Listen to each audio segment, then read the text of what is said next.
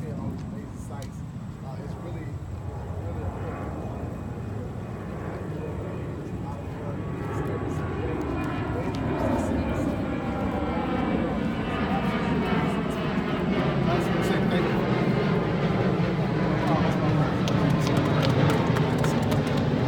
Now, if you remember earlier on the bus, I told you about a place called Freedom Plaza.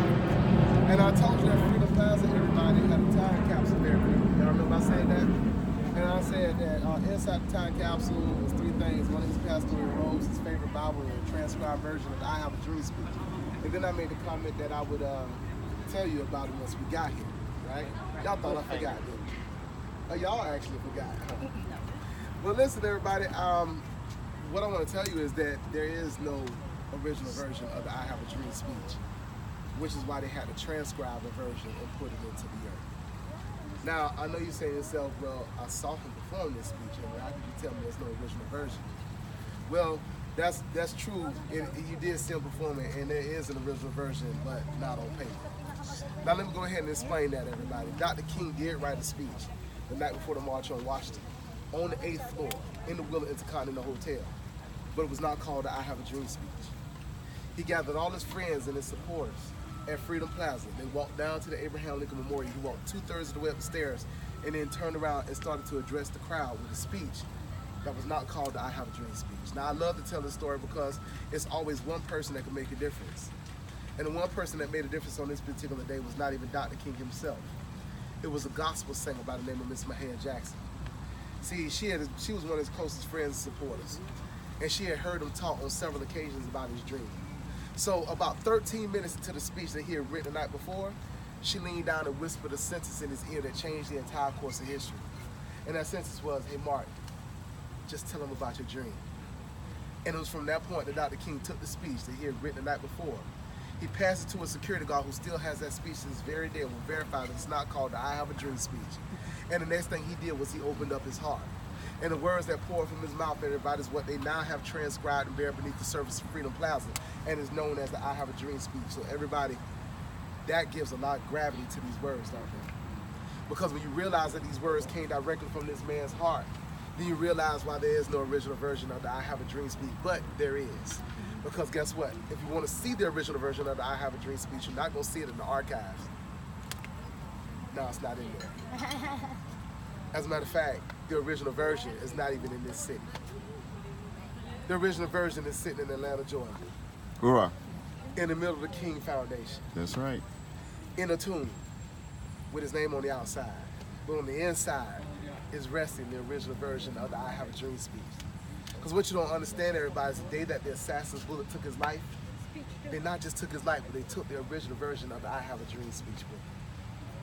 So everybody, I just want to say thank you for allowing me to be a tour guide. People ask me all the time, why am I so passionate about this? Well, it was a history teacher that when I was a very young kid, headed down the wrong path in my life, that stood in between me and that wrong path and said, this is not how your life is going to end up. A history teacher. That's very rare where I'm from. I know y'all saying, how could that have ever happened? He's handsome and smart, dapper and good smelling, intelligent. How did he get to that point? It's easy to fall off track. But it was this history teacher who put me back on track.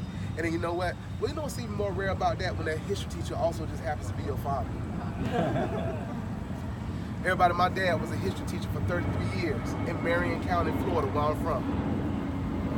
And he was not just my father. By him being a school teacher and by none of my friends having their fathers in their lives, my dad took on the responsibility of a lot of the kids that were there. He was all of my friends' father. And see, my role as a tour guide changed, and I found a new passion for this work when on October the 2nd of 2016, my father passed away from lung cancer. After 8 years of fighting lung cancer, I lost my hero, and I wanted to quit this job. But then my mom said, you are his living memorial.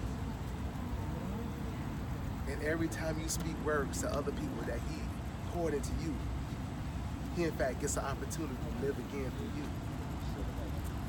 Henry, don't stop letting him live. You're his memorial. Keep showing him to the world. You're so proud of him, let him see it. So that's why I speak with so much passion, everybody. Because you know what? This is how I commune with my hero. This is how I talk to my dad every single day.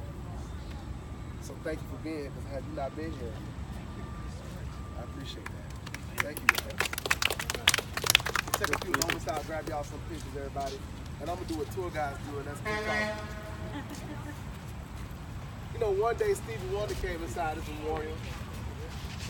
And when Stevie Wonder came inside this memorial, he came up to Park Services and said, I want to see the face of Dr. King. Now, can you imagine that?